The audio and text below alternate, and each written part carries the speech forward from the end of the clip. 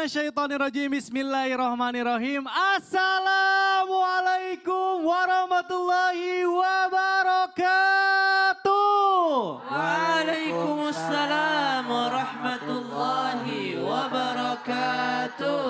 Jamaah. Yeay. Oh, jamaah. Yeay. Alhamdulillahirabbil alamin wassalatu wassalamu ala asrofil anbiya'i wal mursalin wa ala alihi washabihi ajmain amma ba'du. Alhamdulillah jamaah, bertemu lagi bersama saya Mikdad Tadausi tentunya di Islam itu Indah. Masya Allah, tabarakallah. Di pagi hari ini kita akan belajar lagi bersama-sama tentunya dengan guru-guru kita. Mohon izin ada Ustazah Nada yang kemarin berulang tahun, barakallah fi umrik. Ustaz Syam, Ustaz Amakan, Masya Allah sehat-sehat semuanya ya. Buat ibu-ibu yang ada di studio dan bapak-bapak gimana, semangat? Semangat dong, udah jauh-jauh dari Solo masa gak semangat ya? Tepuk tangan dulu dong Bu, Masya Allah.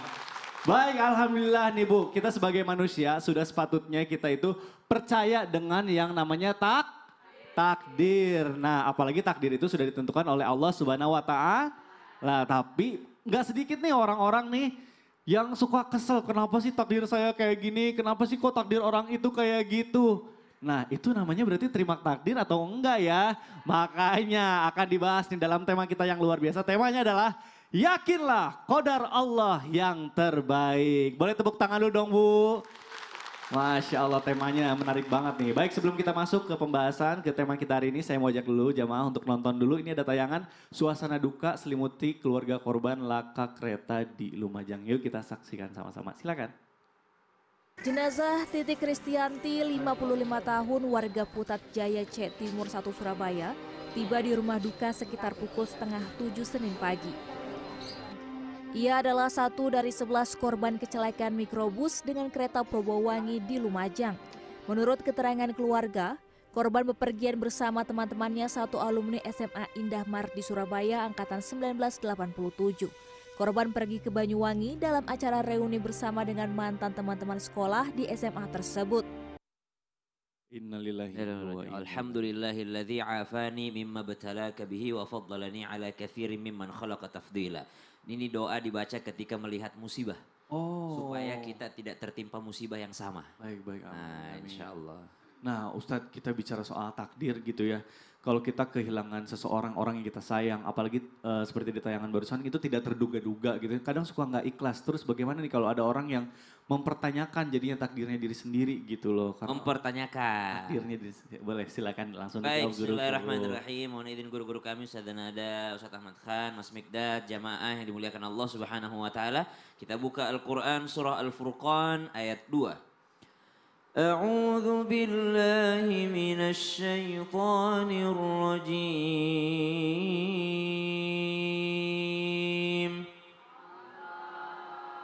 الذي له ملك السماوات والأرض ولم يتخذ ولدا ولم يكن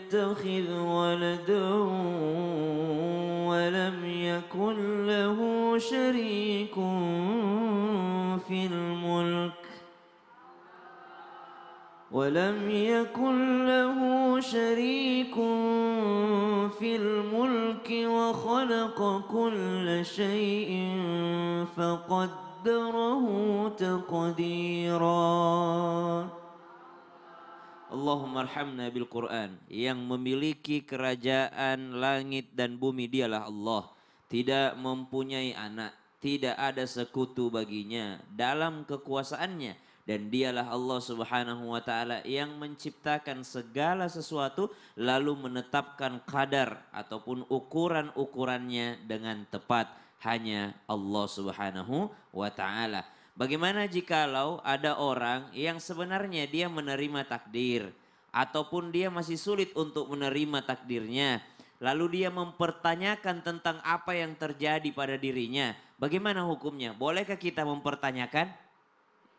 Nah, boleh saja. Yang diperhatikan oleh kita, yang mesti kita lihat adalah respon setelah kita bertanya. Ada orang mempertanyakan takdir Allah lalu menyalahkan Allah. Ini yang tidak boleh. Yang boleh adalah mempertanyakan takdir Allah sembari melihat daripada kesalahan diri kita sendiri ataupun introspeksi diri. Sebagaimana malaikat ya. Mereka ketika diciptakan Nabi Adam alaihissalam, mereka mempertanyakan, "Ya Rabb, untuk apa engkau ciptakan manusia ya Allah? Mereka hanya akan merusak di bumimu ya Allah. Sebagaimana makhluk-makhluk sebelumnya, tidak ada perbaikan yang mereka lakukan di bumi, mereka hanya merusak." Namun Allah subhanahu wa ta'ala menetapkan untuk menciptakan Nabi Adam alaihissalam cikal bakal manusia. Lalu ternyata pada saat diciptakan Nabi Adam, malaikat langsung berkata, "Subhanaka la ilma lana illa ma 'allamtana innaka antal alimul hakim." Lalu tidak lagi mempertanyakan apa yang telah menjadi keputusan Allah. Kalau dia sudah tahu bahwa ilmu saya tidak ada, ilmu Allah begitu luas. Aduh, Masya Allah. Ini aku banget nih, kadang suka overthinking Ustaz Syam. Overthinking. Kenapa sih aku ada di bumi ini gitu ya. Bahaya-bahayanya kan nauzubillah jadi gak percaya Tuhan kalau imannya kurang kuat ya. Seperti tadi kan kita lihat video kecelakaan. Mesti pada saat itu kita pertanyakan apa kesalahannya. Betul. Oh ada evaluasi, oh relnya begini. Betul, mesinnya betul. begini, Jadi gitu. muhasabah buat kita semua ya. Muhasabah. Masya Allah. Ya. Baik, terima kasih guruku Ustaz Syam. Boleh tepuk tangan dulu dong Bu.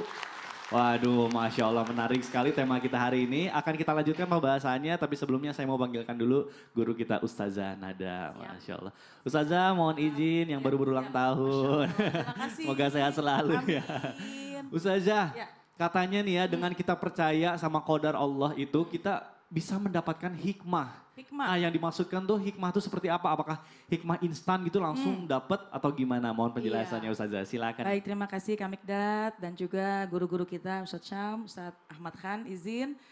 Bismillahirrahmanirrahim. Assalamualaikum warahmatullahi wabarakatuh. Waalaikumsalam warahmatullahi wabarakatuh.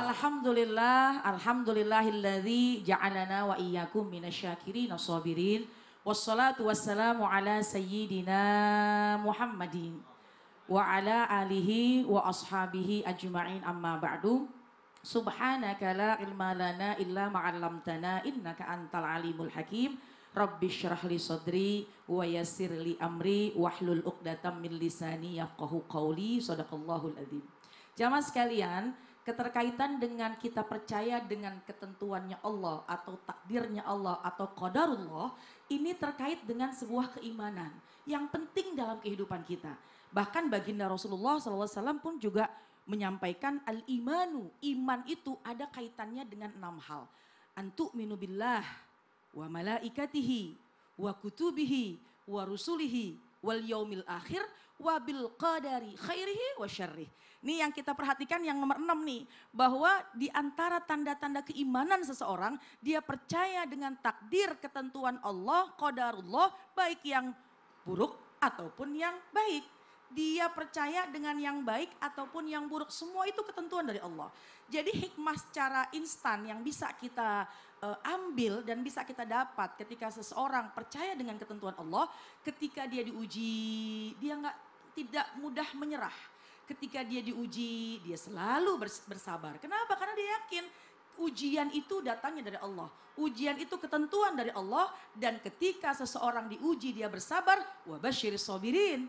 Berikan kabar gembira untuk mereka. Apa di antara tanda-tanda orang diberikan hadiah ketika seorang bersabar, maka disiapkan rumah nanti di surga.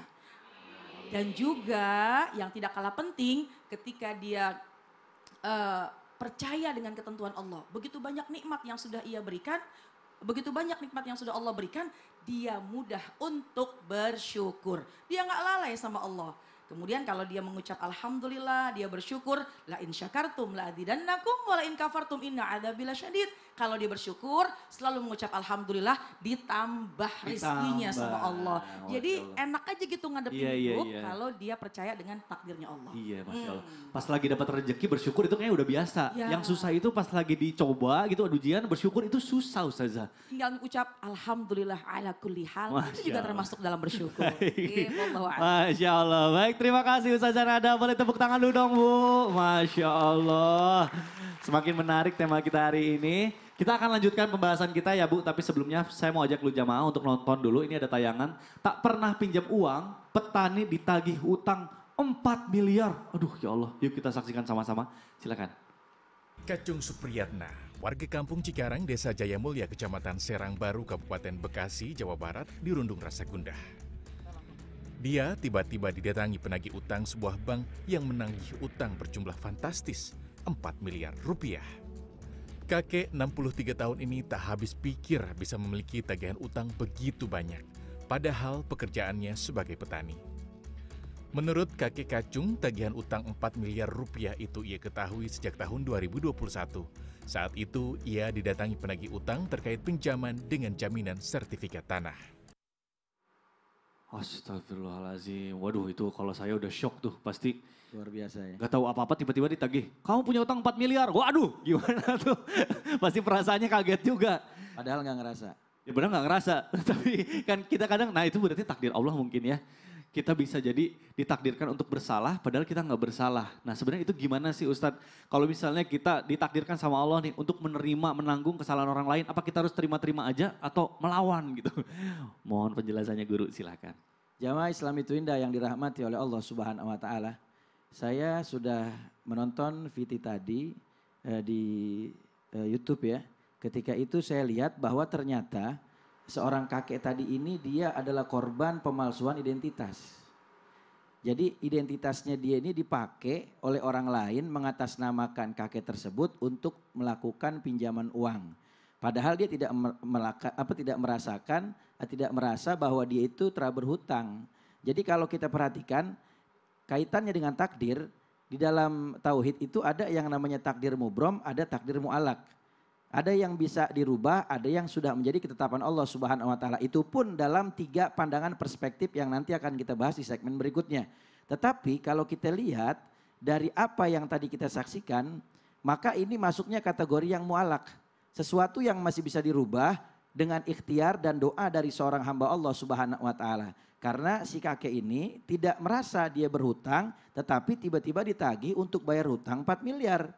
Maka dalam posisi hal seperti ini, kalau memang kita tidak merasa melakukan satu kesalahan, lalu dihukumi atas kesalahan orang lain, maka ya jangan terima. Tetapi kita harus berusaha untuk memperjelas, membela diri kita dengan bukti yang ada kalau kita memang tidak berhutang.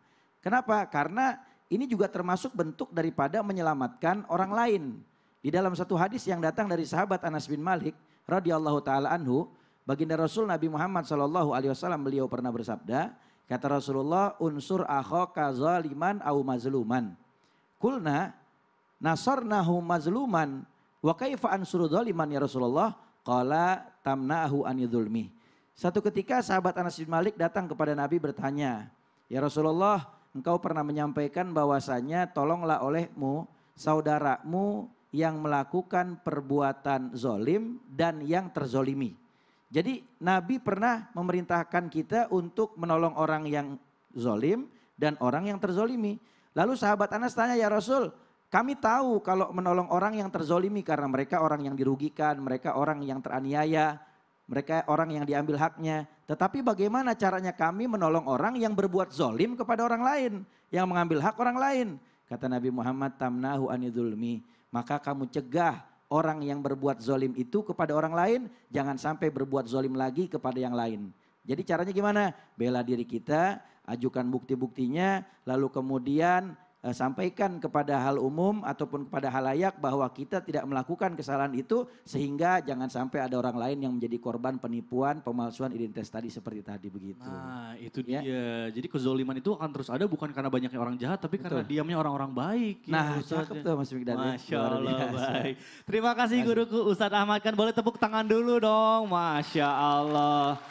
Baik, alhamdulillah. Nah, tuh jamaah yang ada di rumah juga tuh ada yang udah nanya nih Bu. Yuk kita bacain sama-sama nih, ada pertanyaan yang masuk ke Instagram Islam itu Indah dari @ramdani.ahmad_. Assalamualaikum Ustadz. Waalaikumsalam warahmatullahi wabarakatuh. Mau bertanya dong Ustadz, saya ini sering resah banget Ustadz orangnya, dikit-dikit kepikiran. Apakah saya boleh kalau mikirin takdir jodoh saya sampai saya jatuh sakit Ustadz? Kalau gini kan effortnya udah besar Ustadz buat percaya takdir Allah. Berarti saya nggak salah kan Ustadz? Cepet dapet jodoh kan Ustadz? Nah ini nih, nanya Tapi dijawab sendiri, Ustaz Syam Itu dia. gimana tuh? Saya suka Kadang-kala bingung. tuh orang bertanya sebenarnya dia udah tahu jawabannya Iya sendiri. itu dia.